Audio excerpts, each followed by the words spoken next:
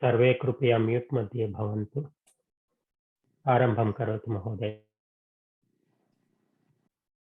वक्रतुंड महाकाय सूर्यकोटि समप्रभा निर्विघ्नं कुरु मे देव सर्वकार्येषु सर्वदा। सरस्वती नमस्तुभ्यं वरदे कामरूपिणी विद्यारंभं करिष्यामि सिद्धिर्भवतु मे सदा।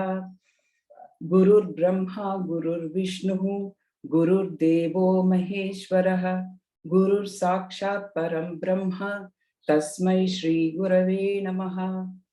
ओम सहना भवतु सहनौ भुनक्तु सह वीर्यं करवावहै तेजस्विनावधीतमस्तु मा विद्विषावहै। ओम शांति शांति शांतिः। धन्यवादः महोदय, उत्तममस्ति। अस्तु, अग्रिमे सप्ताहे अस्मिन् सप्ताहे एव परीक्षा अस्ति। अद्य परीक्षार्थं किञ्चित् अभ्यासं कुर्मः। ततः पूर्वं प्रश्नाः सन्ति वा? Any questions about any of the topics that are for the pariksha? So we will have Chittana Prayoga, Nakaranta Shabdaha, Idam Shabdaha, Visarga Sandhi, and Swara Sandhi. So those are the topics for the exam. Again, like before, it will be straightforward. It will be just like homework. You can look at, please don't look at your books, but take your own time to. Mahodaya, you will have Anvaya Rachana and all? Of course. Do we have Anvaya Rachana? Mahodaya, Anvaya Rachana asti. Asti. Okay. Anvaya Rachana is an integral component. We'll have, you shouldn't ask that question for anything. It is now an integral part. It will be always there. Vadatu Rita Mahoday. Namaste, I joined late little. So probably you were asking if there is any question. So I have 2-3 questions. Shall I ask later on? Pruchati. Idanimeva pruchati. Okay. Mahoday, I know that Kati when joined with Chit, it becomes Kati Chit. But can I write Kati Chit doing a Sandhi? Kati Chit. Can I write? Kati Chit means what? Kati Chit, question for knowing the number. Kati. Vakye prayogam karotu.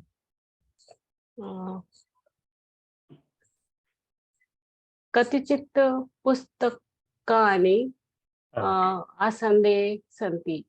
So some number of books are there. Astu. So I when joined Kati and Chit, I wrote Kati Chit.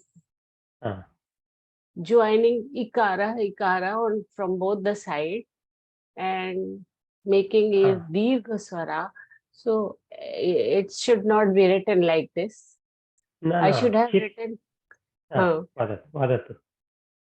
Means I should have written Kati and Chit means Kati Chit. And I wrote Kati Chit. Trapashyatu mama sanganakam drishyate va? Kati plus Chit. That's what you're asking, right? Yes. Bhedam karotu. Break it. Kat I plus Cha. So where is E plus E coming? Sorry.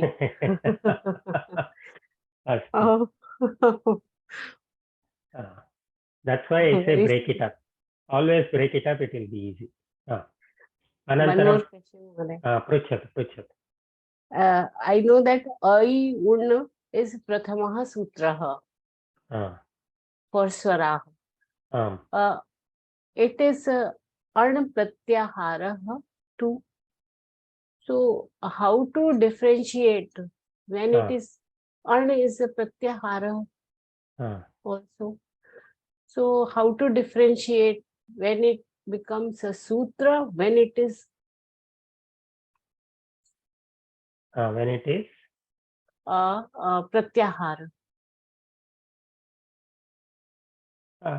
Maybe I am not understanding it properly. I didn't understand your question. Let me share my screen.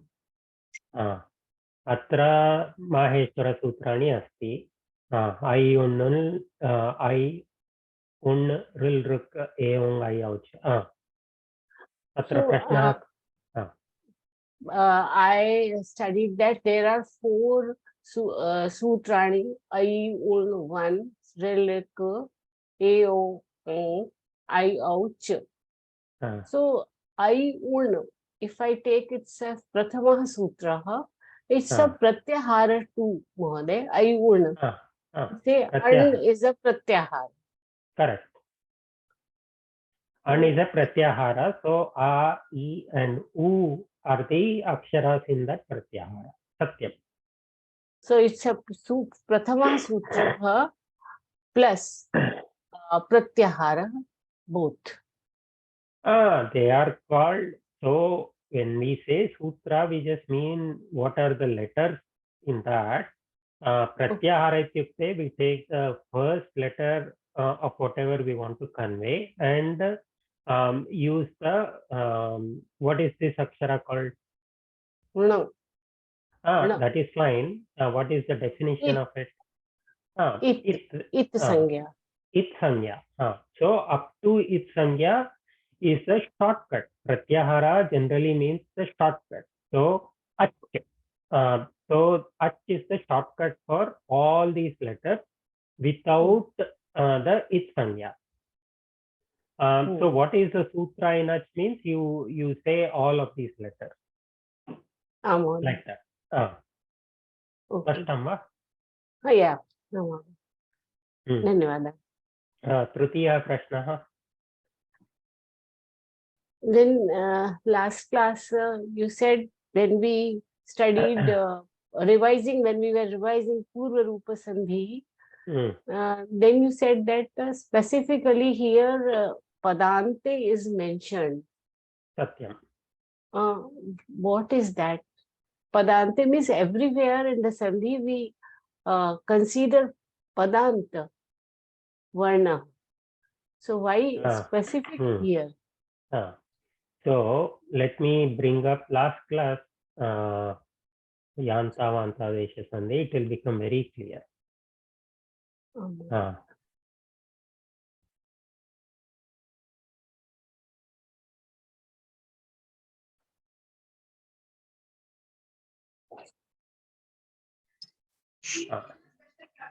नमस्ते महोदय. नमस्ते. मम सङ्गणकं दृश्यते वा इदानीं? So for Purva Rupa Sandhi, we said if the Padante A or O asti, Paravarnaha Akarah asti, tatra Ekadeshah bhavati. Udaharanam pashyamaha. Why we are saying Padante? Atra pashyatu. Hare plus A. So what is Hare? Is that a pada? He Hare, Sambodhan. Sambodhana. Astu. Astu. Anantaram, is it a astu? Okay. Let me think of a different example then.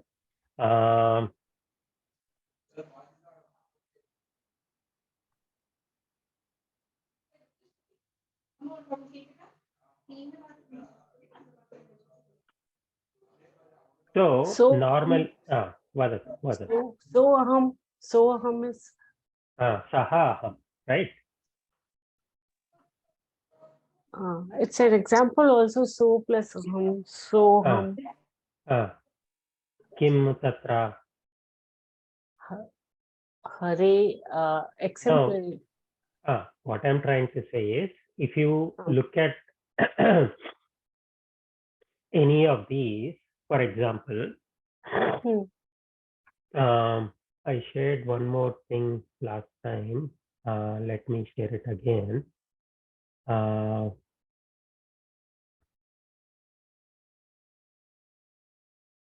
Can you see my screen now with the blue one? No, Mahoday. No. It's No, Mahadev. Idanim? Mahoday. I can see. So this is how we get the different vibhakti form. So you add pratipadika to a visarga. So Rama plus visarga. Not exactly visarga. It's sup, but that is fine. So then it becomes Ramaha. Rama pratipadikam plus au Ramau. Rama plus aha Ramaha. But bhavat shabda, if you take bhavat as a pratipadikam, what is the prathama vibhakti ekvachanam in Pullinga? Bhavan. Bhavan, Bhavantau. Wait, Mahadev, Sundari Mahadev. Bhavan. Parantu bhavat Rama plus this visarga is Ramaha. Fine. Hari plus visarga Harihi. Guru plus visarga Guruhu. Parantu bhavat plus that visarga is, how is it Bhavan?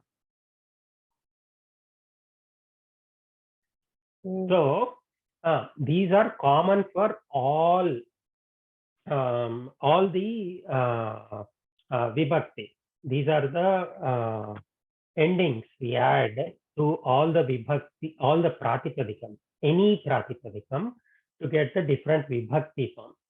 So how bhavat plus this becomes bhavan, or bhavat plus guru plus becomes guruna. Why is it not gurua or something like that? So there is Panini Sutra. So what happens is, when you add the pratipadikam to each of these different endings, by the time you get guru plus when you start with that and you end with guruna, there are a lot of transformations that happen in between. So in all those things, the intermediate forms, they are not actually words, they are not padas. So you can't consider them padante, whatever is at the end of those. So those are not padas that you can use independently. However, in all of those sutra steps that happen, there is always sandhi. All of the sandhi rules will apply. So that is why they are making the distinction between padante versus non-padante. Atra, I will show you one more thing to make it more clear. We saw this last time, but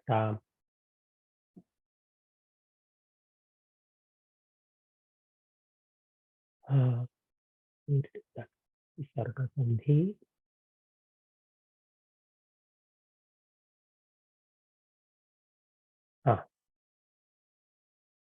Savarna Dirgha Sandhi. Yan Sandhi. Avayava Sandhi. Atra ekavaram punah pashyatu. This is from the Enjoyable Sanskrit Grammar book. Okay. So, Nayati. What does Nayati mean? Carries. Carries. So, Parantu, what is the dhatu of this? What is the dhatu, anybody? Ni. Ni dhatu. Ni dhatu. But if you look here at the example, they say ne plus ati, and then they break ne as na plus a, and then because of yanta vanta desha sandhi, the a becomes I, and then it becomes nayati. So the question we have to ask is, what does ne mean, and where did ne come from when the dhatu is ni? So just like I showed you, I don't know how to share. Hold on. I thought I was sharing my desktop. Chinta nasti. So just like we have this table for Subantas to get the Vibhakti form, there is similar table for getting the Lakara form. So for Lat Lakara, Ti Taha Anti in Prathama Purusha. So that is why Nayati, Nayataha, Nayanti. So some dhatu plus Ti Taha Anti will give you Nayati, Nayataha, Nayanti. Just like Rama plus Aha, Au, Aha will give you Ramaha, Ramau, Rama. Okay, is that clear so far? Yes. So for both getting the lakaras and for getting the subanta form, we take either the pratipadikam or the dhatu and add the appropriate ending, pratyahara. So ne plus ati is an intermediate step. So in all those steps, when you start with a dhatu and an ending, till you get to the final form, there are lots of Panini Sutras, lots of transformations happen, and at any step, all the Sandhi rules will apply. So, Ni plus Ati, we started with Ni plus Ati. At some point, because of some Sutra, Ni became Ne. Why? We will know when we study Panini Sutra. It is out of syllabus, so don't worry about that. So, at some point, Ni becomes Ne. And like I said, at any point, all the Sandhi rules will apply. So, Ne, is it a Pada by itself? No, it is not a Pada by itself. It is some intermediate form which you cannot use by itself. Parantu, the Sandhi rules still apply. Ne plus Ati. So, the question is, can we, does this satisfy the Purva Rupa Sandhi conditions? It satisfies that there is a ekara at the end. It satisfies that the paravarna is an akara, but it doesn't satisfy the condition that the ekara or okara has to be at the end of the pada. So that is why you can't use purva rupa sandhi and you have to use yantavanta desha sandhi. So there will very many situations where there is no padanta, but the sandhi will still happen. And so that is why they are making that distinction. Spashtam? Yeah, spashtam. Mahoday, dhanyawada. Chinta नास्ति. अन्ये कोऽपि प्रश्नाः सन्ति वा? अस्तु. Let's do nakaranta shabda. We did it, but I am not satisfied with what we did. So let us quickly go through those and do an abhyasa so that we'll be ready for the pariksha. So just like we saw for nakaranta shabdas, for pullinga, there are 2 or 3 different forms. What are the forms we studied for nakaranta? Bhavat. What is bhavat prathama vibhakti form pullinga? Bhavan, bhavantau, bhavantah. Bhavan, bhavantau, bhavantah. Mahat. Mahan, mahantau, mahantau, mahanta. Mahantau. Ditya vibhakti, divachane mahantau, parantu bhavat shabde bhavantau. So there is a dirgha in mahat, there is no dirgha in bhavat. Likewise, in nakaranta shabda also, there are 2 or 3 different forms. So the first form is Rajan. As always, Tritiya to Saptami, they follow one pattern, which is easy to recognize. The only thing we'll have to remember is Prathama and Titiya and Sambodhana. Sambodhana also, the Dvivachanam and Bahuvachanam will be same as what is in Prathama Vibhakti. So the main distinction will come in Ekavachana. So one form of Nakaranta Pullinga is for Rajan Shabda. Rajan, this means Raja. What does Raja mean? King, Nrupaha. So Raja, Rajanau, Rajanaha. And then Rajanam, let us look at Ditya Vibhakti. Rajanam, Rajanau, Ragnyaha. This is different. It is not Rajanaha, Ragnyaha. So Dvivachane Samanamasti. Rajanau, Rajanau. Bahuvachane Prathama Vibhaktau Rajanaha asti. Dvitiya Vibhaktau tu Ragnyaha asti. And Sambodhana Vibhakti Rajan. If you had watched Ramayana or Mahabharata Hindi serial, you would have encountered this. Hey Rajan, many times. So this is where it comes from. So Rajan, Dvivachanam is the same, Rajanau, and Bahuvachanam is also the same as Prathama Vibhakti, Rajanaha. And Tritiya to Saptami. Dvivachana always Tritiya, Chaturthi, Panchami is Bhyam, Bhyam, Bhyam. So Rajabhyam, Rajabhyam, Rajabhyam. So Nakaraha Gacchati Atra because of Panini Sutra. And then Shashti and Saptami, Oho, Oho. So Ragnyoho, Ragnyoho. And then Tritiya Bahuvachanam ends in Bhihi. Chaturthi, Panchami ends in Bhyaha, Bhyaha. And then Shashti, it usually ends in Am.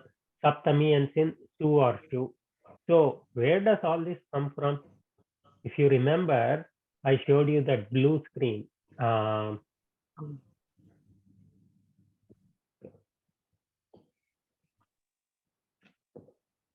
So where did that blue screen go?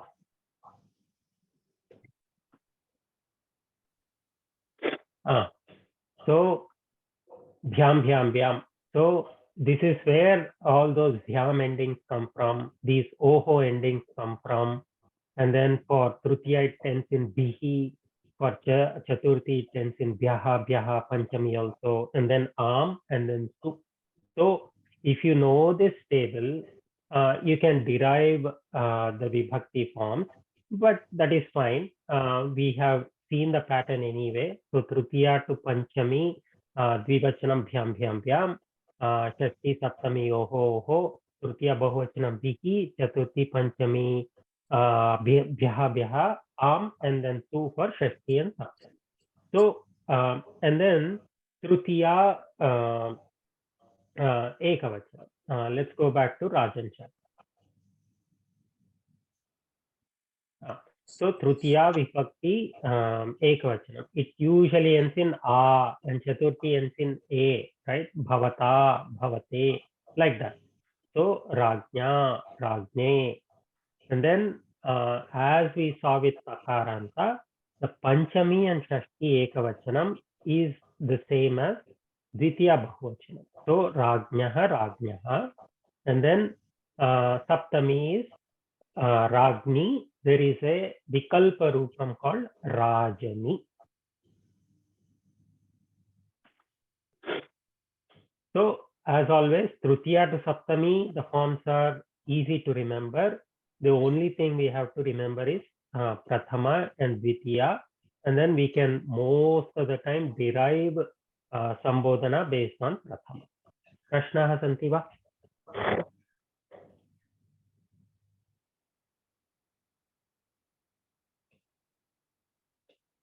Astu. So this is one form of Nakaranta Pullinga.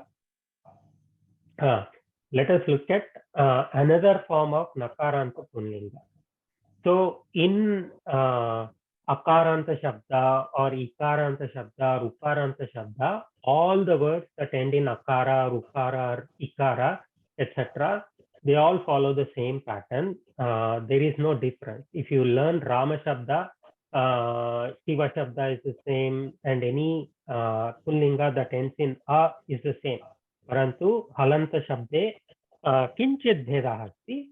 Vedah tu Prathama, Dvitiya and Sambodhana Madhye eva asti. Anye sarve most of the time samanam bhavati. So Atman Shabdah Prathama Atma, Atmanau, Atmanah.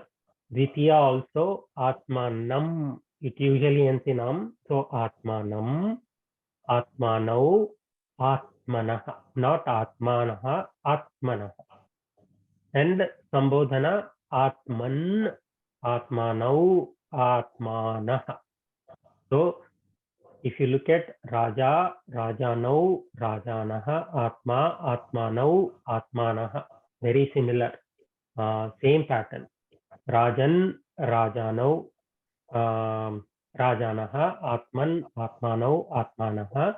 Parantu Dvitiya Bahuvachane Atra Rajanah na Rajnyah asti, Parantu atra Atmanah asti. So we can think of Rajan as an exception. So this follows the pattern, but Rajan doesn't follow the pattern. So we can think of Rajan as the exception. And again, Trutiya to Saptami is the same. Atmana, Atmane, Atmabhyam, Atmabhyam, etc. Also remember, Atman, this Nakara goes away. It is not Atmanabhyam but Atmabhyam. Or Atmanabhihi, it's Atmabhi.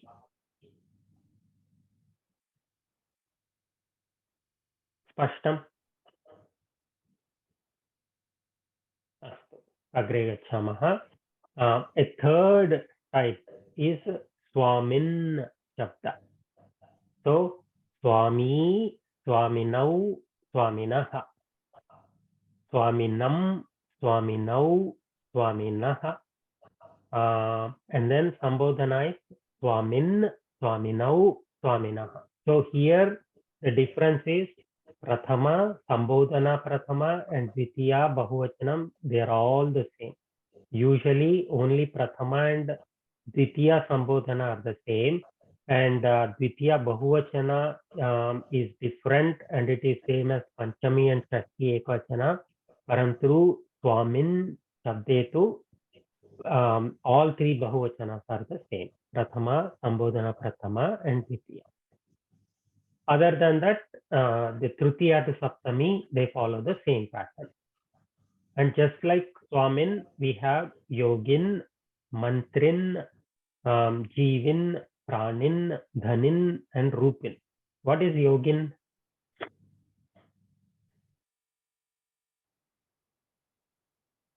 Yogi. Yogi. Yogi. So Harsha Mahode, Yogin, Prathama Vibhakta Rupani Kani? Yogi, Yogino, Yoginaha. Yogi now na, Yoginau. Yogi, Yoginau, Yoginaha. Sudha Mahode, what is Mantrin? What do you think Mantrin indicates?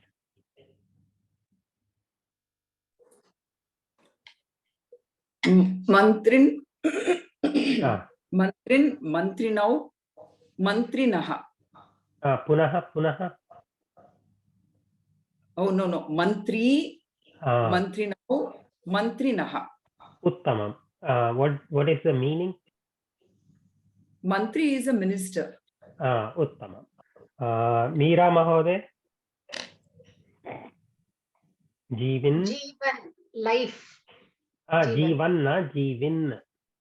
Jivin, okay. Jivin. Jivin is a thing which is alive. Satyam. Karotu Prathama, Sambodhana Prathama, Dvitiya Karotu Ekavaram. Jivini, Jivinau, Jivinaha. Jivini va? Jivin, Jivi, Jivinau, Jivi, Jivinaha. Jivi, Jivinau, Jivinaha. Anantaram. He Jivin, He Jivinau, He Jivinaha, He Jivinam. Hena. Sorry, Jivinam, Jivinau, Jivinaha, Jivina, Jivibhyam, Jivibhi, Jivine, Jivibhyam, Jivibhyaha, Jivinaha, Jivibhyam, Jivibhyaha, Jivinaha, Jivinoho, Jivinam. Jivinam. Jivinam. Then I think it is Jivini. Jivini. I'm not sure. Is it Jivini, Mahodaya? Jivini. Jivini, Jivinoho, Jivishu. Jivishu. Jivisu. Jivishu. Su. Jivishu. So is it Su or Su? It should be Su, no? Because when does Su come? When does Su come?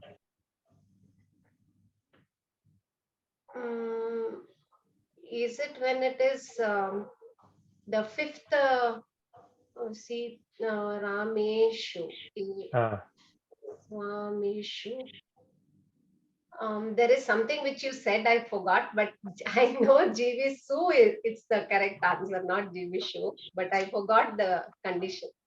Why Jivisu when it is Swamishu? Why is it Jivishu? Why is it Jivisu and not Jivishu? See, I see Ma is a thing which is common between Rameshu and Swamishu. Evam va? Anybody remember? Because it is not akara ending. Yes. Satyam. Satyam. Correct. Then it will become Shu, I guess, right? So Sita asti. Sitaya Rupani kani Saptami Bahuvachane. Sitasu.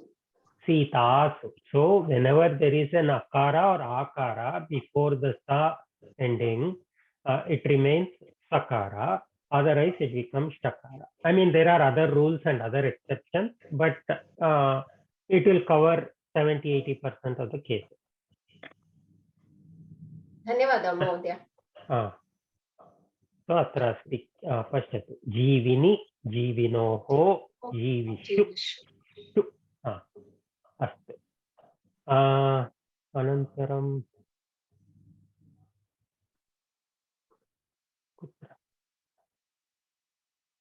can you all see my screen where it's showing Swamin? Anantaram Viraj Mahodaya, Pranin. What is Pranin mean? It's a living being, Prani. Pranin. So if you speak out the Prathama Vibhakti forms, it is easy to know the meaning. So Prani, vadatu. Prathama Vibhakta Rupani Kani. Prani, Praninau, Praninaha. So some living thing. Jivin, Pranin, they are the same. Etat avikarotu dhanin. Dhanin is one who has dhana. Dhani. Dhani. Dhani. So if you don't know what is if you can't make out the meaning from the Pratipadikam, do the Prathama Vibhakti form and you will most likely get the meaning. So Prathama Vibhakti Rupani Kani dhanin. Dhani, Dhaninau, Dhaninaha. Dhani, Dhaninau, Dhaninaha. One who has wealth. Rupin. Rupi, Rupinau, Rupinaha. Artha kaha. Rupi is one who has good, I don't know whether it is... one who has a lot of rupees? No, Rupa. Samskrita Rupa. Somebody who has good looking. Astu. So those are the three different common nakaranta pullinga. Rajan is one form, Atman is another form, Swamin is the third form. There are other types also, but these are the most common ones. And then Napumsakalinga. Let us look at Napumsakalinga. Gunin. Banu Mahodaya, in the Rajan slide. So at the end, it is written as Strilinga also, same thing. We'll come to that. No, not Strilinga all forms. Seeman iti ekah shabdah asti. Tasya rupani samanam asti. Santi. Pashyama. Astu Mahodaya.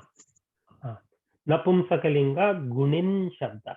Again, as we have seen before, Napumsakalinga forms from Trutiya to Saptami are the same as Pullinga Trutiya to Saptami. Even the patterns are the same, and where the word exists in both Pullinga and Napumsakalinga, the Vibhakti forms are also same. So Gunina, Gunine, Guninaha, Guninaha, Gunini, Bhyam, Bhyam, Bhyam, Oho, Oho, Bihi, Bhyaha, Bhyaha, Am, Su.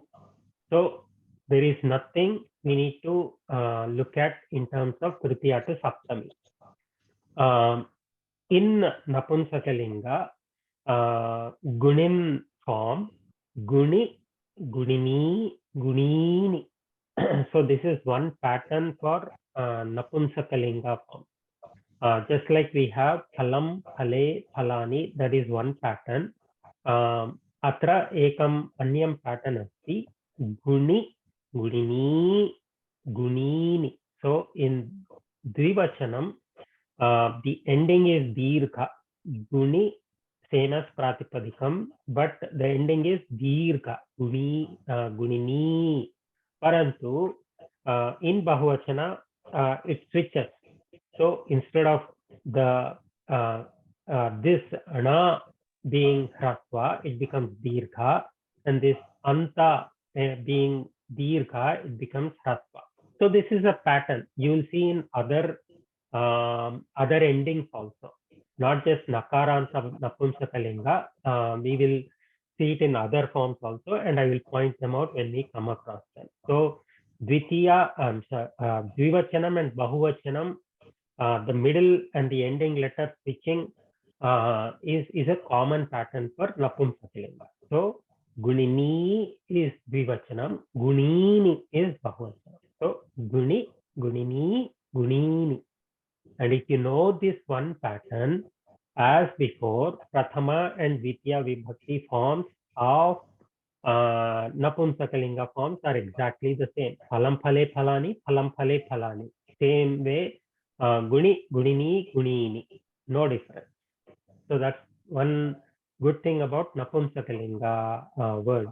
The Prathama and Dvitiya are the same. Sambodhana also, Dvivachanam and Bahuvachanam are always the same. Gunini, Gunini. The one difference that may come up is Sambodhana Ekvachanam. So Gunin. So just like Phalam, Phale, Phalani, but Sambodhana Ekavachana is Phala, He, Phala. So it is the same as Pratipadikam. So here also Pratipadikam. Gunin iti rupamasti. Ekam anyam rupamapi asti Guni, which is the same as Prathama Ekavachana.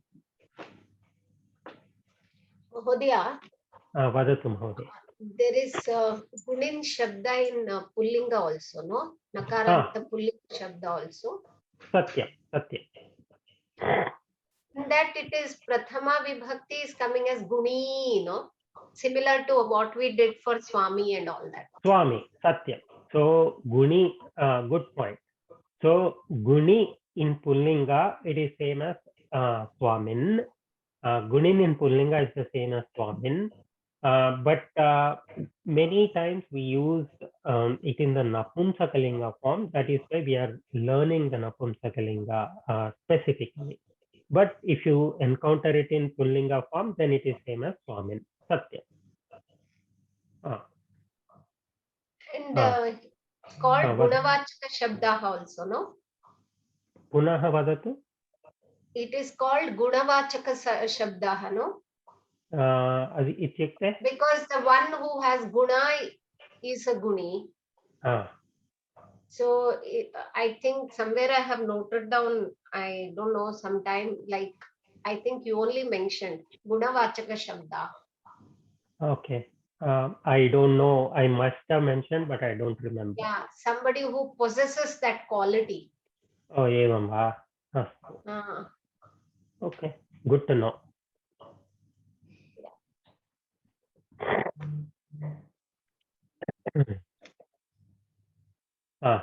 So same way, like Gunin, we have Kushalin, Vagmin, and Dandin. Kushalin ityukte? Anybody? Who is not? Who is happy? No, who is expert? Uh, Who's something happy? Napumsakalinga form. Kushalam, Kausalyam, who has the expertise, who can do something very well. Vagmin, One is a Who great is expert orator. in Chaturiyam, Orator. Vakchaturiyam, oration, Satyam. Dandin, one who punishes. Satyam, Satyam. Satyam. So this is one pattern for Napumsakaling. Let us look at one more common Nakaranta Napumsakalinga, which is Karman Shabda. So next year when we study Bhagavad Gita, or if you are learning Bhagavad Gita with Jaykumar Mahodaya, I'm sure you are coming across the word karma in various forms. So it is important to learn this, what is the Pratipadikam and what are the different forms of karma. Karman Shabda. Again, Trutiya to Saptami, the patterns are the same. Karmana, Karmane, Karmanaha, Karmanaha, Karmani, etc. Bhyam, Bhyam, Bhyam, Oho, Oho, Bihi, Bhya, Bhya, Am, Su. Atra Pashyatu, Karmasu, because the letter before Sa is Akara, so it ends in Sa, not Shu, not Sa. Krupya mute madhye bhavantu. I'm hearing a lot of background noise. Kanchan Mahoday, it's coming from you. So Prathama Vibhakti forms Karma, Karmani, Karmani. Again, if you notice the Dvivachanam and Bahuvachanam forms, Atra, the ending is Dirgha. Just like in Gunin, the ending is Dirgha and the one before it is Hrasva. But in Bahuvachana, the ending becomes Hrasva, the one before it becomes Dirgha, same way. Here the ending is Dirgha, and in Bahuvachanam, the ending becomes Hrasva. The before letter is Hrasva, Karma, but in Bahuvachana, it becomes Dirgha, Karma. So, Karma, Karmani, Karmani. This is a very common pattern. Please try to remember this so that you can derive in other Napumsakalinga words. Again, Prathama and Dvitiya forms are the same because it's a Napumsakalinga. Karma, Karmani, Karmani, Karma, Karmani, Karmani. Prathama also, the normal form is same as Pratipadika. So, He Karman. But there is a Vikalpa Rupam, which is the same as Prathama Vibhakti. So, Karma. And Dvitiya and Dvivachanam and Bahuvachanam are the same as Prathama as always. So, same. Phala, phala, phalam, phale, phalani, phalam, phale, phalani, he phala, he phal, he phale, he phalani. So, that pattern still applies. So the easiest words are Strilinga words because they are always consistent. The second easiest words are Napumsakalinga words. and pullinga forms only there are lots of variations. So Mahoday? nor vadat Mahodaya. I think we studied Brahman Shabda in the class last time. This is vadat. similar to, no, looks similar to Brahman Shabda. We studied Brahma in two forms, remember? Yeah, correct. Both in Pullinga and Napumsakalinga. Yeah, Napumsakalinga is similar. Satyam. In Napumsakalinga, Brahman Shabda is similar. Satyam. Brahma, Brahmani, Brahmani. So what is the difference between Pullinga and Napumsakalinga Brahma Shabda? I think Atman we studied, so that Atma was there in the Pratama Ekavachana. But what is the difference in the meaning between Pullinga Brahma and Napumsakalinga Brahma? Yeah. That is Chaturmukha Brahma versus Parabrahma, means Paramartha Satyam. Which is Chaturmukha Brahma, which is Paramartha Satyam? Akaranta Pullinga is Chaturmukha Brahma, and Napumsaka.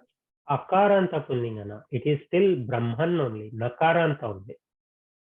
Satyam, Mahoday. Pratama Ekavachana will be Atma, Brahma. Satyam. So, Satyam. So, Pullinga Brahman form is Chaturmukha Brahma. Napumsakalinga Brahman is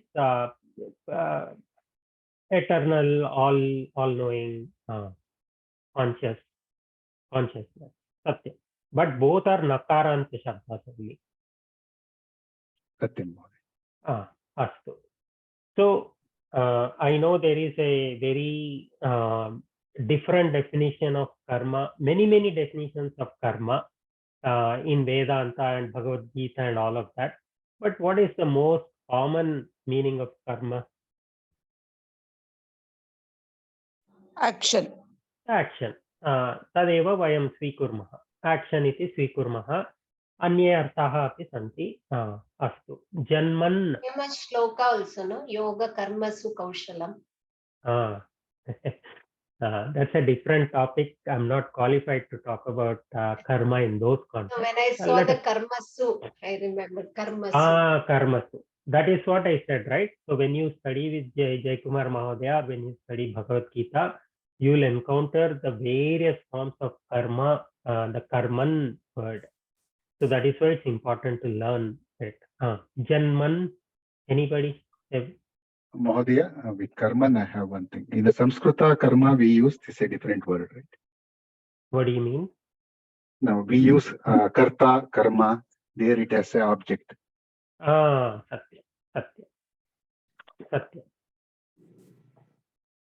And that word is a different pratipadika? No, that is also the same pratipadika. There it's used to mean an object or something on which an action is performed, or rather something that takes the result of the kriya. It is the same, it comes from karpan only. Okay, Modi. Karma padam we say, right? So it is this karma only. Kartru karma kriya bhedam. Kartru karma kriya bhedam. So that karma, that word karma comes from here only. Janman ityukte. One who is born. One who has janma. One who has janmana, janma itself. Birth. Janma, janmani, janmani. So if you put it in prathama vibhakti form, it will be easy to understand the meaning. Janma just means birth. Doesn't mean one who has birth. Janma just means birth. Marman. That's how this is not gunavachaka. Guni was a gunavachaka. This one is not it is. Marman. I'll tell Mahodaya. Marma, marmani, marmani. Marma artha kaha? Secret. Secret. The technique. Technique, secret, astu. Charman. Anybody? Gotra, is it? Charma, Charmani, Charmani. Artah kaha? Charma is skin. Huh? Charma is skin. Charma is skin. What is Sharma? Sharma is normally a surname, no? So it has Surname. Not that Asti. Charma. Either Cha. Salajja. So Sharma, Sukham, Sukham iti Amarakoshe asti. So Sharma, Hindi, in Hindi it is Anugraha. In Sanskritam, Amarakoshe Sukham iti artha. You are looking at Sharma. There it is German. Charma. No, it is Sharma, not Ja. Cha, it is Cha. Here. where hold on. Okay, no problem. It is you are Sharma. talking about the last one. I'm talking about this one. Okay. Charma. Charma. So that Charma, let us take it as Sukham. That's what Tamara Kosha says. Last one, Charman. Usually referred to as Brahmins. They are called Sharma. That is different. In this context, Napunsakalinga form, that is what we are looking for. What you are saying is correct. There is a surname or Gotra name or whatever, that is different. I don't know if the two are related. I don't know. So in that context, what does Sharma mean, Mahodaya? Sharma means Brahmin. But what is the meaning? Oh, that means that way. The surname is Varma means Vyapari. Satyam. But we are trying to find out the meaning of that. Meaning. Okay. Astu. Sukham iti vayam svikurmah. Charman means skin. That is Mahodaya, one little What? doubt. The Sharma that you have shown, I think the spelling is slightly different in the kosha. Acha. Oh. Vadatu. Kim asti? I thought. Vadatu. I have typed something wrong, you are saying? No. I think it meaning shows like cover or protection or shelter. Atra pashyatu. Vadatu. Here it is different. There is double ma. For some words, there is a double ma form and a single ma form. I have noticed that. But there doesn't seem to be any difference as such in the meaning. I don't know when it takes double. Okay. I have seen this with other words also. You are correct. So here also it means happiness, gladness. Ekam anyamapi asti, shelter, refuge. Amapi samyak na janami. Artah kaha iti aham na janami. Protection, blessing. And like Ramu Mahodaya says, it's Brahman names also has Charma. Astu. We'll take happiness iti svikurmaha. Charman means skin. Charma, Charmani, Charmani. This is one more important Napunsakalinga form, Naman. So this is one of the first things we studied when we started Sanskritam. Bhavataha nama kim, Bhavatyaha nama kim. So that comes from here. So it took us about 1.5 years to get to the point where we know what is nama means. So one of the most common mistakes people make is namaha, they say. We all say that. Bhavataha namaha kim, we say when we start. it is not namaha, it is nama, because that is prathama ekavachanam form, nama. So nama, namani, namani, same pattern. So ante dirgha asti, tatah purvam hrasva asti, atra bahuvachane ante hrasva asti, tatah purvam dirgha asti. So nama, namani, namani. Vikalpa rupam asti, namni. And same with sambodhana, dvitiya vibhakti, same as prathama vibhakti, and sambodhana he pratipadikam. So he naman, atra vikalpa rupam asti nama.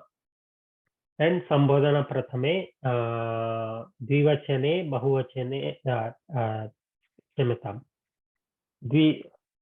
sambodhana dvivachanam and dvitiya dvivachanam also have these vikalpa rupa. And saptami, namni, namani, there is one more vikalpa rupam, namni. It is different from this. This is namni, dirgha. It is hrasva here, namni.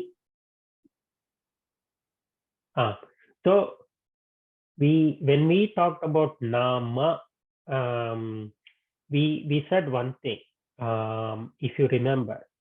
So if I'm addressing a man, I will say bhavataha namake. When I'm talking to a woman, I'll say bhavatyaha. What will I say if I want to know her name? Bhavatyaha nama eva. Nama eva. So it doesn't change based on whether it's pullinga or strilinga. So that is something we talked about. I'm just pointing it out. So dhaman, vyoman, heman iti anye rupani santi. Dhaman aham na janami. Dhaman, anybody knows? I think it's home. Shelter. Place. Shelter, dhaman. Evam, shelter, place. Not the Diyodaman.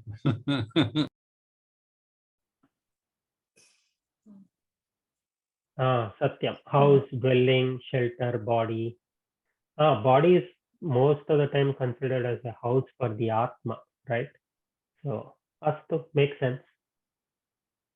So from that only that Parandaman has come. Oh, okay. I never made that connection. Astu, nice. Okay, Vyoman. Vyoman, Vyoma, Vyomani, Vyomani, Vyoma. Akash. Sarvavyap Yoma. Place. Yoma what something, there is some sloka, I don't know. Vadati Ramama. Vyapta dehaya dakshinamurti namah. Dakshinamurti stotra. Satyam, Satyam. Vyoma vyaptaya. So somebody who is as spread out as the sky. Heman, Hema, Hemani, Hemani, Heman. Gold, Hema is gold, no? Hema is gold. What is Heman? Is it also gold? Yeah, it says gold. Gold. Satyam. Swarnam. Parantu pullinge, it means the planet Mercury, it seems. Tatra form Hema. Astu, we are learning Napumsakalinga, so gold iti svikurmaha. Snow iti artha asti va? Astu.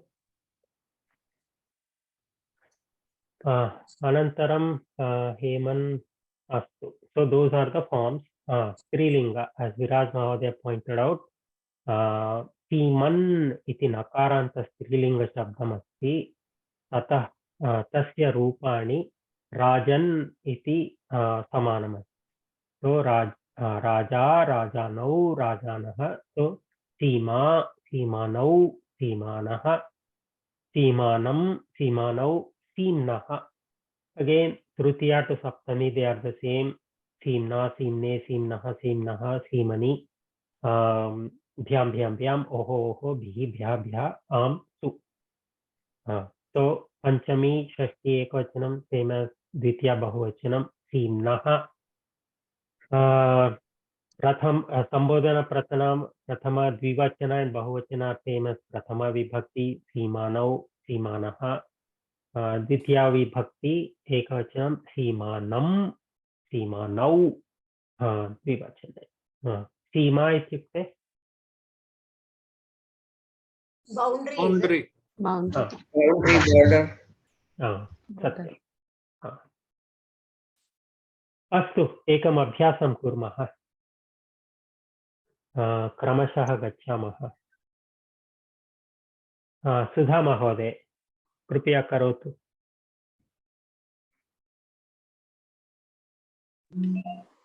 वैद्यः is it रोगिनं औषधं ददाति सत्यं कञ्चन महोदय महोदय बहिः ते प्रयाणं कुर्वन्तः पुनः पठतु कृतवन्तः एतत् बहिः ते this one महोदय what is this one प्रयाणं not prayanam बहिः is used with tritiya what is bahihi used with which vibhakti I think dvitiya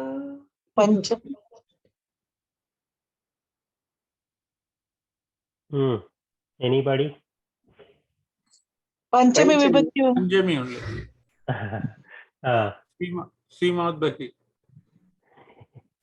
It's Vyaya, right? Vyaya only, but what vibhakti is used with bahihi?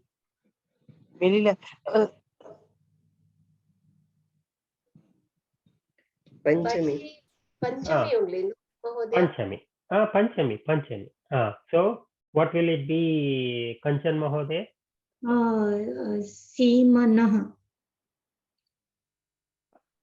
सीम्नः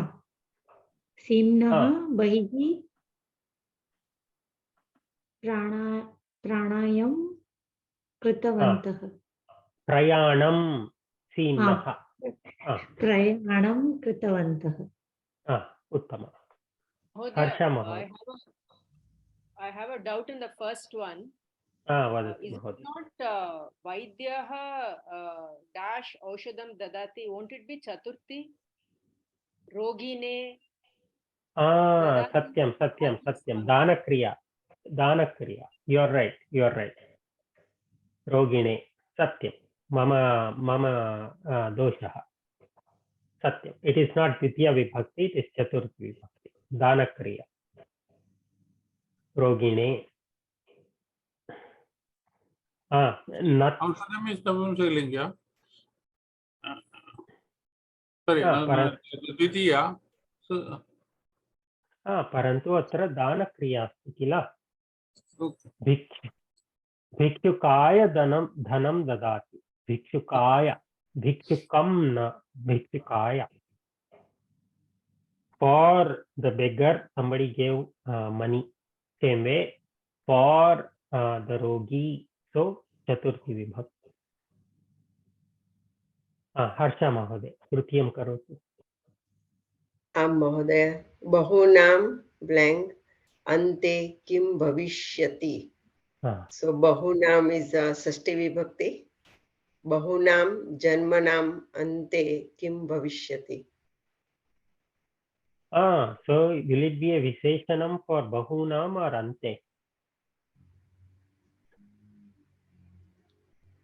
bahunam so bahunam janmanam ante उत्तमं बहूनां जन्मनाम् अन्ते किं भविष्यति विराज महोदय आत्मैव dash रिपुः आत्मन शब्द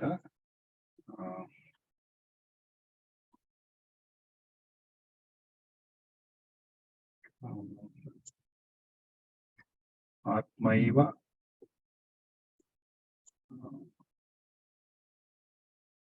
Off is it in the?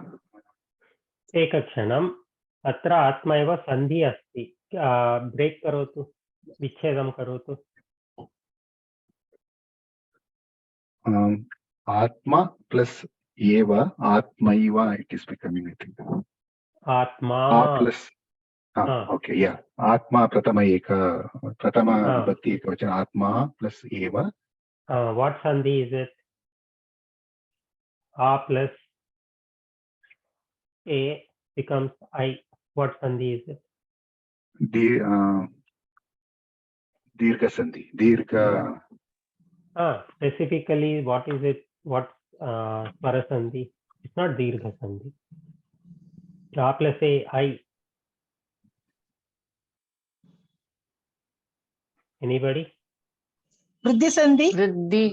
Vriddhi sandhi. Atma eva. Atma only. Ripuhu ityukte? Shatruhu. Shatruhu. So Atma is Shatru. How do you fit Atman? Atmanaha ripuhu. Atmanaha ripuhu. Of Atma. Atmaiva Atmanaha ripuhu. Why is that? I don't know. Anybody knowing Vedanta can tell us. I don't know. It comes in the 6th chapter. 6th chapter it comes. Atmaiva Atmana Bandhu. Atmaiva Ripuratmanaha. Ripuratmanaha. Here Why? the Atma is body, mind, intellect.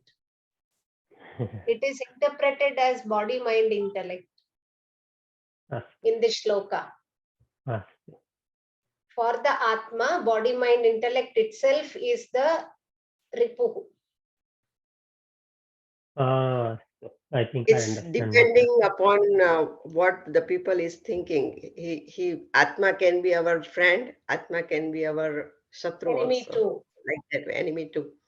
Astu. It's depend on one's thinking. Perception. As Dhanyawada. Meeraji said, if Atma is taken as the body here, if you don't utilize your body properly, BMI complex properly, the body becomes your enemy.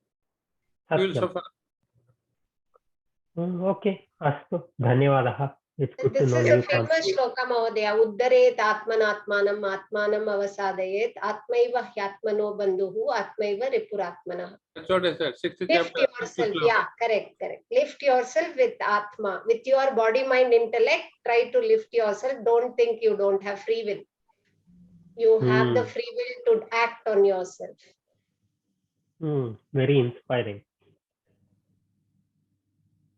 We should be teaching such things, not Astu. Anyway. Who Viraj Mahodaya did the last one? Sundari Mahodaya. Sarve api dash kushalaha bhavanti. Sarve Sashti Sarve api kushalaha bhavanti. What vibhakti should come here? Shashti. What is? So forget all this. Ramasya Rame Saptami. No, I'm trying to tell you, sarve api something. So atra kriya padam kim asti?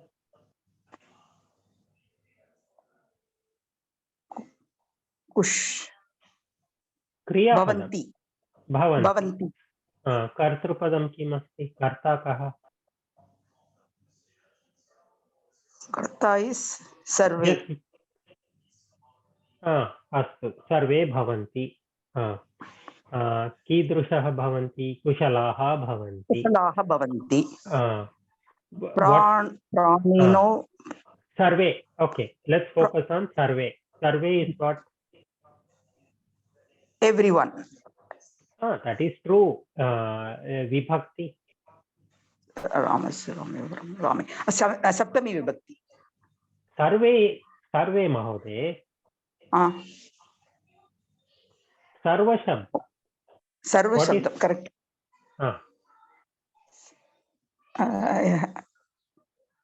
Sorry, Mahodaya. I missed quite a lot of lessons. No. It has nothing to do with what you missed. you said bhavanti is kriya padam, karta is sarve. What vibhakti will the karta be in? Ramaha pathati. Ramaha, what vibhakti is Ramaha in? It is Pratama Vibhakti. Karta is always in Prathama Vibhakti. Bahuvachanam, correct. Prathama I think I should Bahuvachanam. have taken the clue from the Bhavanti. I'm trying to lead you to the answer. You are jumping around. Chinta nasti. Sarve bhavanti. Sarve api pranin. Prani. So this survey is talking about pranis. So if survey prathama bahuvachane asti, Bahuvachane. prathama bahuvachane. Pranino prani. Swami. Prani. Prani. Prani. Pranini. Praninaha. Praninaha. Can you see the screen? Yes. Yeah. So prani. Swaminaha. Praninaha. Praninau. Praninaha. So praninaha. Sarve api praninaha kushalaha bhavanti. Sarve api praninaha kushalaha bhavanti. Dhanyawad. Rita Mahodaya. Chinta nasti. Mahodaya, ekanimisha Mahodaya, Satamita. Pranini is Napumsakalingana. Napumsakalingana asti va? Atra pashyatu nakaranta pullinga swamin shabda. There we studied pranin, yogin, mantrin, jivin, pranin, and dhanin. Okay. Pullinga shabda. Okay. Chintana. Rita Mahodaya. Shakti desh hitaya bhavatu.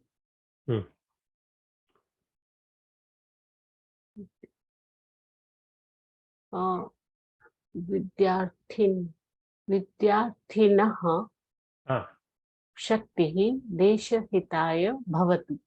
उत्तमम् उत्तमम्. सुमित्रा महोदय. महोदय, छात्रस्य विश्वासः dash अस्ति ज्ञानी, so it should be in saptami vibhakti. So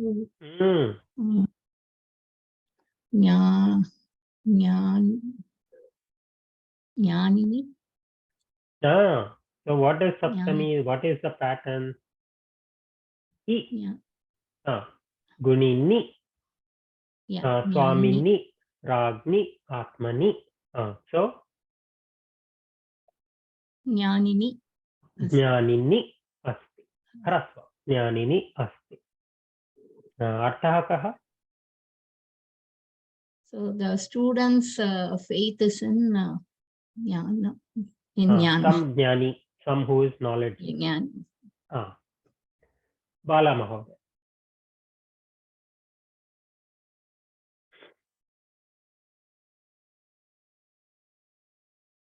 Bala Mahodaya अस्ति वा?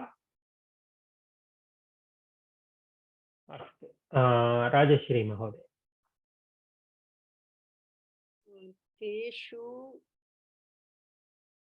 अश्मन् सः पादरक्षां विना सञ्चलितुं. Ashman means shoes or slippers. Padarashaka. Sorry. Ashman means stones or boulders. My mistake. Stones. Teshu ashmashu, is it? Ashmashu. Teshu ashmasu. Ashmasu. Ashmasu. What is it? What is the meaning you said? Stones, rock. Ashma. Okay. Shilakhandan. Shilakhandan. So punah vadatu Rajashri Mahoday sampurnam vakyam. Teshu ashmashu. Is it shu or su? It is not akaranta, right? So No, it is akaranta or akaranta, it is stra. If it is a or u or something else, then it is sha. So ashma tu, like tita. Okay. Teshu ashmasu saha padaraksham vina sanchalitum na shaknoti. Artha kaha? He cannot, without slippers, he cannot go in that amongst those stones or boulders. Satyam. Uttama. Hemanti Mahoday. 1 minute. Okay. Before the marriage, there's a saptatati is, that one word is that Ashman Shabda is used. When the man lifts the woman's leg and keeps it on the stone, and this Ashman word is used. Similarly, when the brahmachari is given the upanayana, there also this word is used. Ashman. Become like a stone in your heart, in this thing, that way. Something is there. So don't become troubled by what you see. Not that. Become strong like the stone in your determination, something like that. Uttama. Dhanyavadaha. Tantra. Vadatu. I don't remember, I said. It's good to know all these contexts in which the words are used. Dhanyavadaha. When you suddenly said Ashma, then I suddenly caught that. Hemanti Mahoday. Navamam karoti. Parishramena chate abhistam sadhayanti.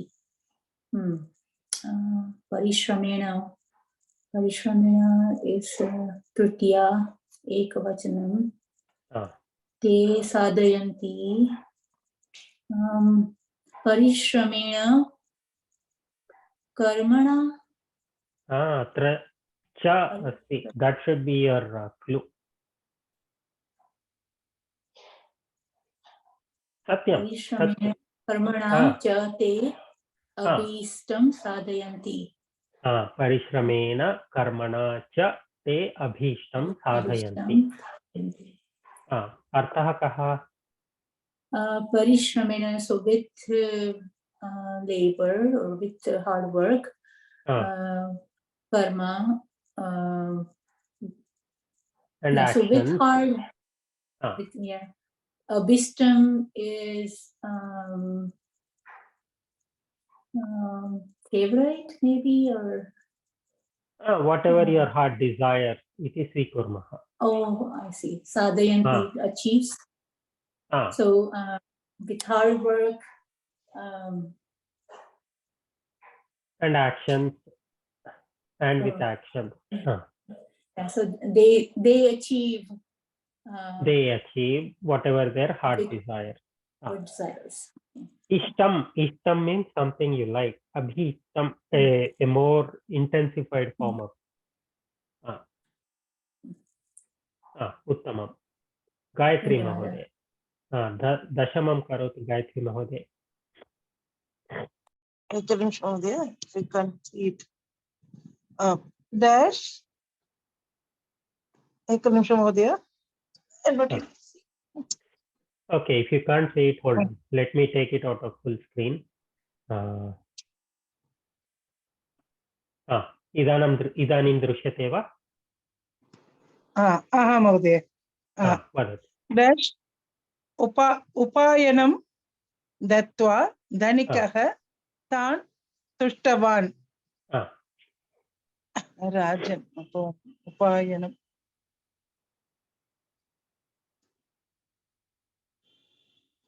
Raja upayanam dattva dhanikah tan tushtavan. Why Raja? No. Karta kahatra. Dhanikah is kartrupadam. So tushtavan, I think chaturthi vibhakti Mahodaya. Astu. Dattva is there, so it should be. करोतु. So Raja, Rajan, Chaturthi Vibhakti. Rajan. Chaturthi Vibhakti, yeah. Rajane. राजाने अस्ति वा? अत्र पश्यतु. राज्ञे. राज्ञे. Okay. राज्ञे. राज्ञे. राज्ञे उपायनं दत्त्वा धनिकः तान् तुष्टवान्. उत्तमम्.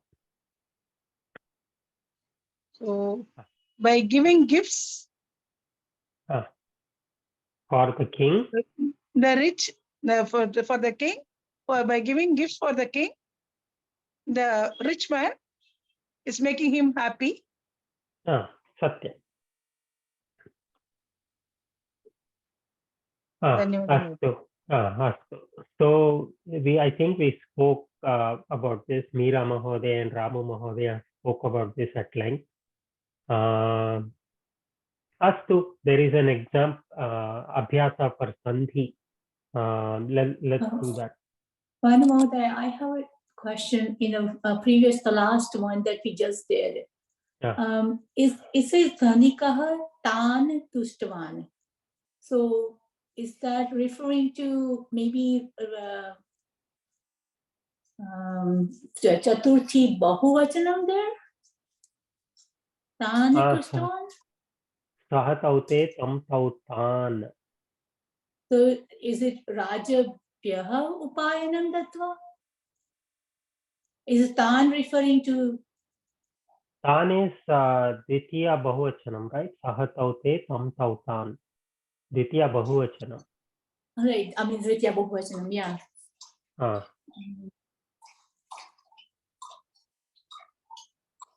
Chintaniyam. Even I have to think about that. It could be a typo. It must be tam tushtavan. Yeah, that's what I was thinking. It can be Tan also. So Then by giving gifts to the Rajas, he makes them happy. So that should be coming in the Chaturthi Vibhakti Bahuvachanam.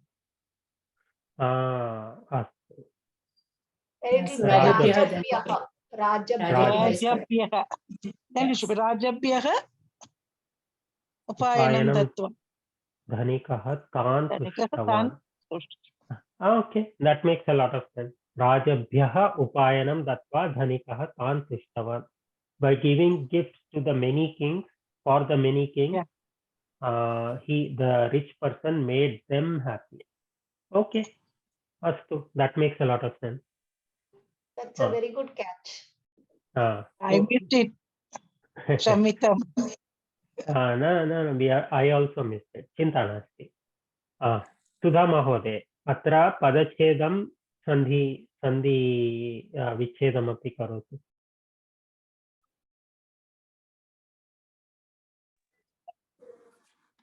Atmaiva, that part? The whole thing. Atma eva, shall I read the sentence first? Atmaiva hi atmano bandhuhu, atmaiva ripuhu atmanaha. Atma eva hi atmano. Atma eva hi wait a second. Atma va atma va. Rasva va dirgha va. Dirgha. Atma. Atma eva. Let us do one thing. I will type what you say. It becomes clear. Can you see my screen? Where I'm typing? So Atma eva. What did you say? Plus A. First do Padacheda, then you can talk about Sandhi. Padacheda.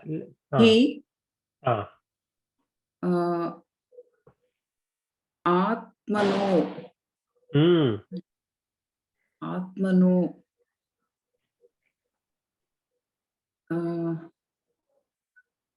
Is it Atmanaha? आत्मनः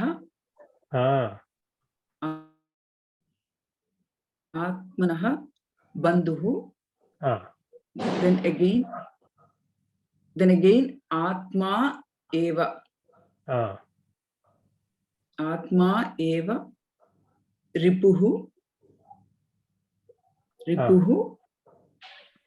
आत्मनः. So do the sandhi now. Atma plus eva atmaiva. Atmaiva. This is Vruddhi Sandhi. Anantaram. Atmana bandhuhu. This is Ukaranta. Ukaranta Visarga Sandhi. Utvam. Ukaradesha. Ukaradesha. So what is the rule there? What is the rule there? Adhikam Visarga and again the Visarga turns to Parantu atra anasti. Visarga tanantaram anasti. Ba asti. Mrudu Vyanjanani. Mrudu, yeah. So let the person who I'm asking, let them try. If he or she cannot answer, others can answer. Mrudu Vyanjana. Yeah. It can be a plus a or Mrudu Vyanjanam. Then what happens? The Visarga turns to U. And then Guna Sandhi. The step is Guna Sandhi. A plus U becomes O. Uttama. Astu, I think that covers Nakaranta. Any doubts, questions?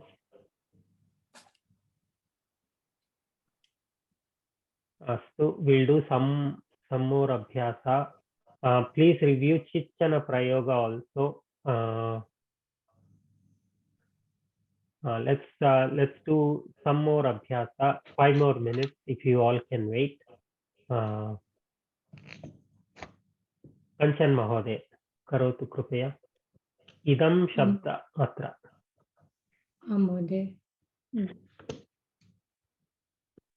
So before we do that, when do we use idam? What does idam mean? When do we use it?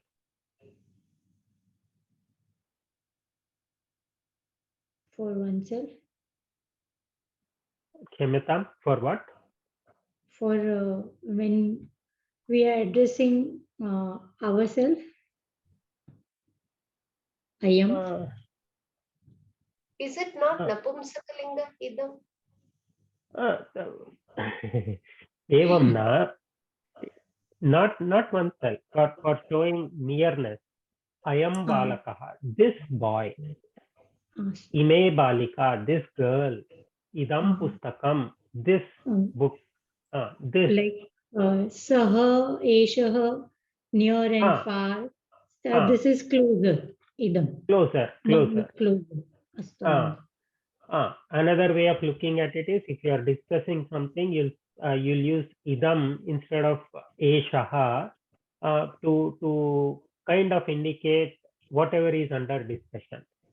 So Ramaha uttamaha balakah asti, eshaha pratah kale uthaya pustakam pathati, ayam balakaha dasharathasya putraha.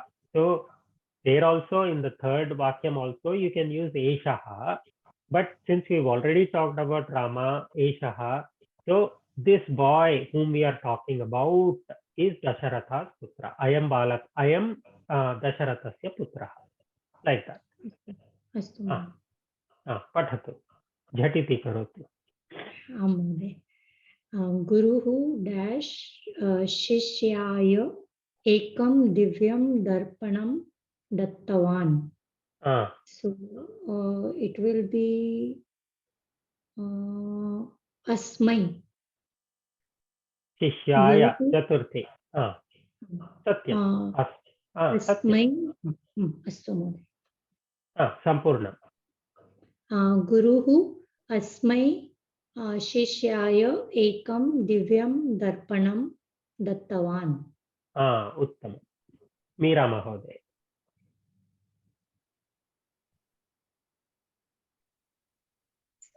dash namaskritya sah swasya samasyaah tam niveditavan. For him namaskritya, so it has to be chaturthi vibhakti. So Swami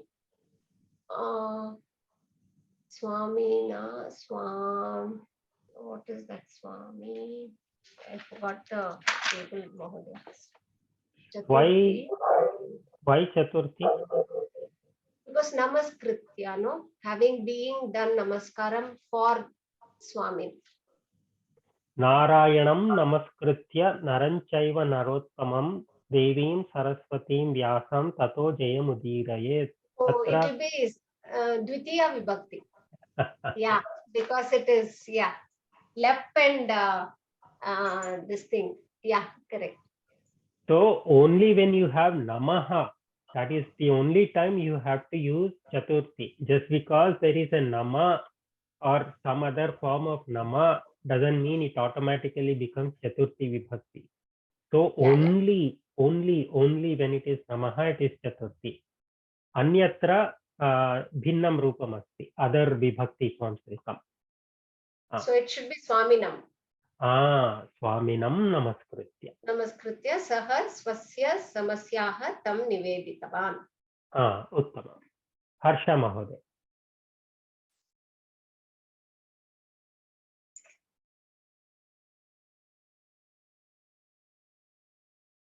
Harsha Mahoday asti va?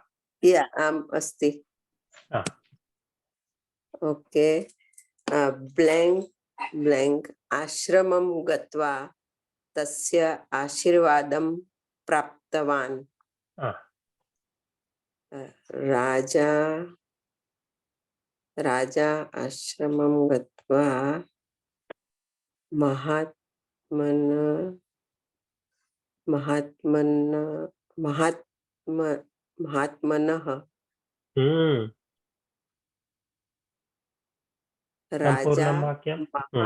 Raja Mahatmanah ashramam gatva tasya ashirvadam praptavan. So prathama vibhakti and shashti vibhakti. Shashti ekavachanam. Satyam. Uttamam. Viraj Mahodaya.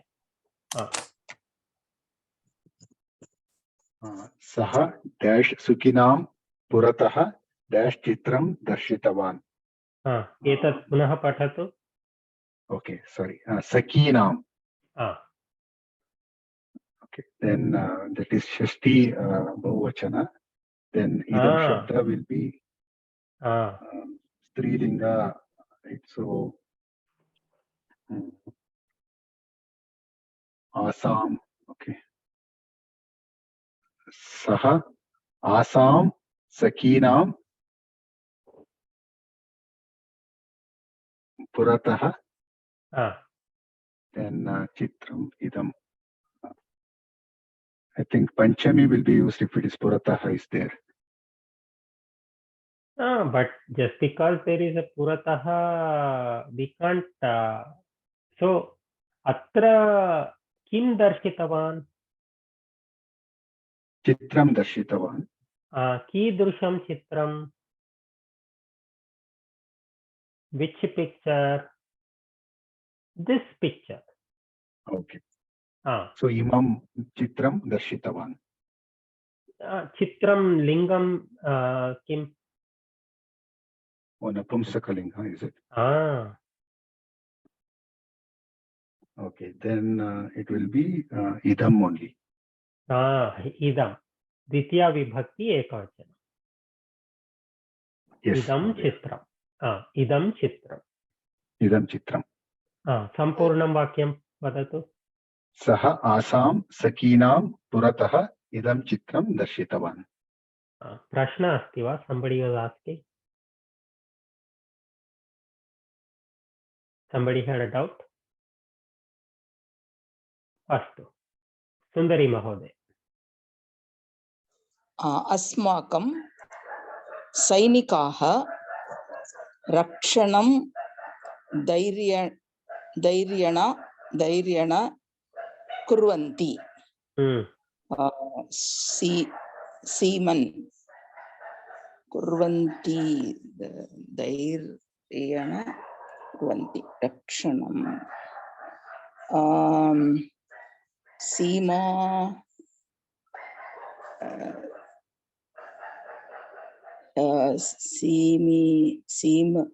सीमनी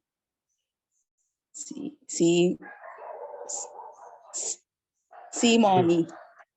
What vibhakti will come there?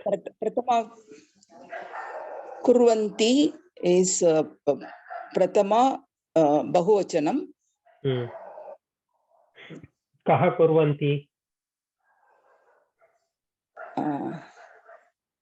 Sainikaha. Sainikaha kurvanti. Kim kurvanti? Rakshanam kurvanti. Kasya rakshanam kurvanti?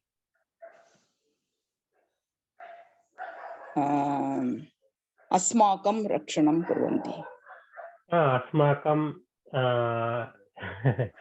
अस्माकं is kesham. That will be kesham. That will kesham rakshanam asmakam rakshanam. Parantu atra they are protecting. So when we say the soldiers protect boundary, so protect what? Asmakam. Us. No. See, I'm trying to get you to the vibhakti, proper vibhakti of Seaman. Kasya rakshanam karoti kurvanti. What are they protecting? Us.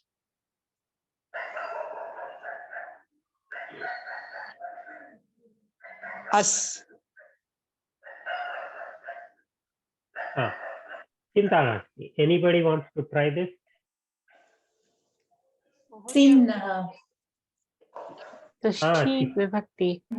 Panchame Rakshadatu is there. Asmakam. Rajeshri Mahoday, Sundari Mahoday, can you please mute yourself? There is a dog barking. Rajeshri Mahoday, vadatu. Panchami Rakshanam is there, Rakshadatu, so Panchami. So what will it be? Simnaha. Simnaha Rakshanam. Rakshadhatu Panchami Vibhakti. Okay, I don't remember that. What is that rule, Mahoday? It's like from that you get Rakshanam, only then it will be Panchami. From, protection from, but here something it will be. I think it is Shashti here. Although Simnaha is the same in Panchami and Shashti, Simnaha, I think here it is Shashti Vibhakti. Protection of the border. Protect. So what you are saying is correct, Rajeshri Mahoday, but like Meera Mahoday said, when you are giving protection from the enemy, then Seema ki suraksha. Seema ki suraksha. Satya. Seema ki suraksha. Satya. Prashant Mahoday, I didn't notice you were there. Etat karatu. Saha alp matrena vranam praptvan. Vranam ityukte? Vranam, is it medicine? No. Vranam means a boil, something that shows up on the skin, like a boil or something like that. Okay. Yes. Alpa matrena. Thoda sa. Thoda sa. Bhanu Mahoday, if it is Shatrunaha, then it will be Rakshanam Karoti. From the Shatrus. Shatru, Guruna, Gurune, Guruna, शत्रु उकारान्त शब्द. So बहुवचनम Panchami बहुवचनम will be शत्रुभ्यः. शत्रुभ्यः रक्षणम. कुर्वन्.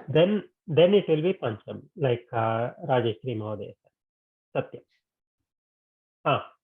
प्रशांत महोदय. सह अल्प मात्रेण व्रणम प्राप्तवान. उसको थोड़ा सा जला. थोड़ा सा बॉयल आ गया. हाँ, जल गया. चर्मन skin. Skin, yes. So what vibhakti will it be?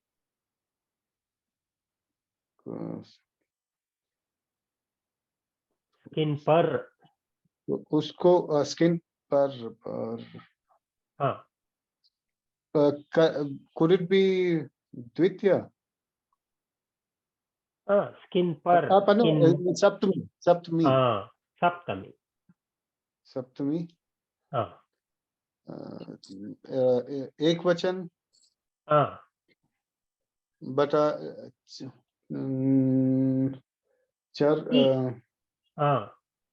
So Tritiya ends in A, Chaturthi ends in A, Panchami and Shashti ends in aha, Saptami ends in I.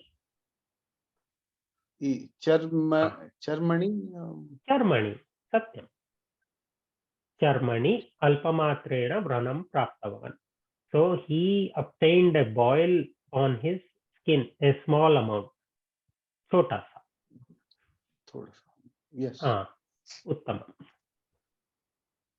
Rita Mahoday. सः अग्रजया सह संस्कृतं पठति. महोदय तृतीया एकवचनम् इदं. काले लिंगम. स्त्रीलिंग. अग्रजया.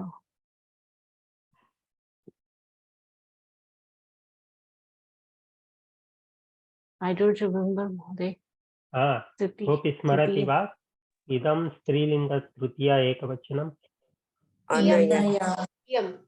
अनया. सः अनया अग्रजया सह संस्कृतं पठति. उत्तमं. सुमित्रा महोदय.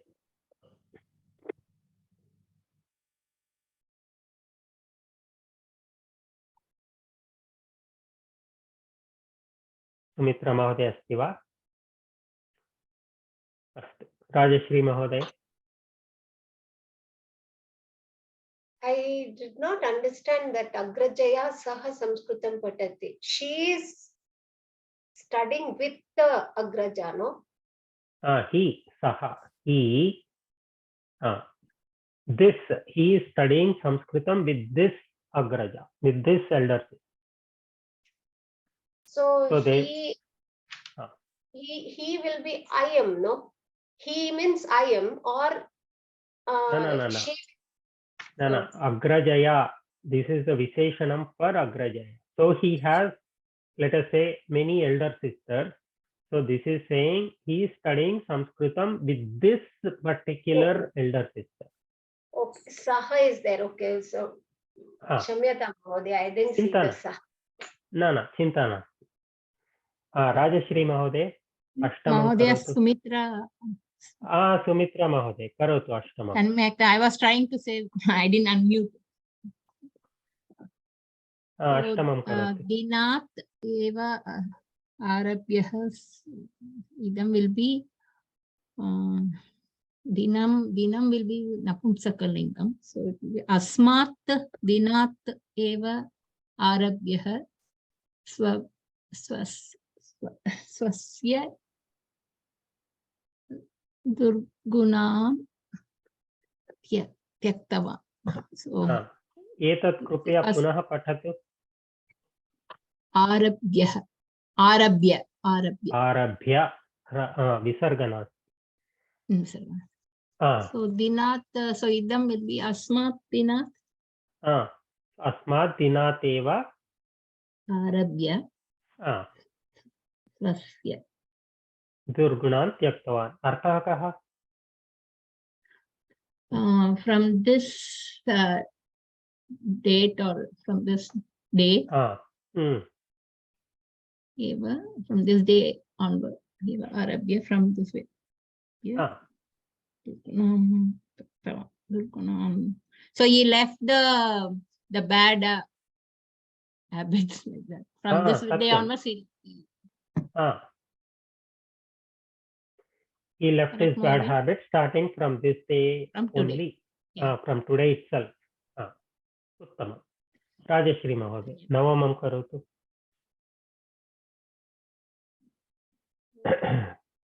बालकेभ्यः पारितोषकं ददातु एभ्यः बालकेभ्यः पारितोषकं ददातु उत्तमम् किमपि are you trying to say something else Mahoday? I could not hear you. I was wondering whether it's abhyah or ebhyah. Ramebhyah tebhyah. So pullinga, right? So tebhyah, ramebhyah, ebhyah. So one way of remembering the idam shabda forms is use the etat form.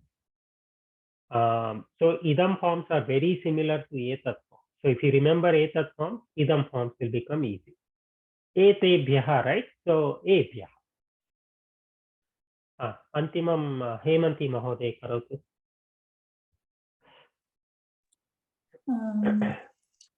शिशोः रक्षणार्थं माता निन्द्रां विना स्थितवती. Okay, शिशोः, so that is sasti ekavachanam. And idam, so that is asya शिशोः रक्षणार्थं माता निन्द्रां विना स्थितवती. Asya shishyoho rakshanartham. So for this infant's protection, mother is she's staying without sleep. Something like that. Satyam. Astu. So this vadatu Mahoday. षष्ठी विभक्ति या सप्तमी विभक्ति महोदय? षष्ठी विभक्ति एव न? Shashti only. I think she said Shashti. Asya. Yeah. Asya. Saptami would have been Asmin, right? So Hemanti Mahodaya said Asya only. So in slide number 33, we also have some abhyasas on Sandhi and Sandhi Vichedam. I think we have beaten the topic of Sandhis to death in the last several classes. So anyway, I will share this slide deck. Please go through it and revise for the exam. And if you have any doubts, please send them on Signal or send me an email. I will answer as soon as I can. Astu. Sudha Mahoday, Krupaya Mangala Shlokam Karotu. Om Purnamada Purnamidam Purnat Purnamudachyate Purnasya Purnamadaya Purnameva Vashishyate. Om Hari Om Shri Gurubhyo Namaha. Hari Om. धन्यवादः महोदय. धन्यवादः सर्वे. धन्यवादः महोदय. पुनर्मिलामः. धन्यवादः महोदय. पुनर्मिलामः. धन्यवाद.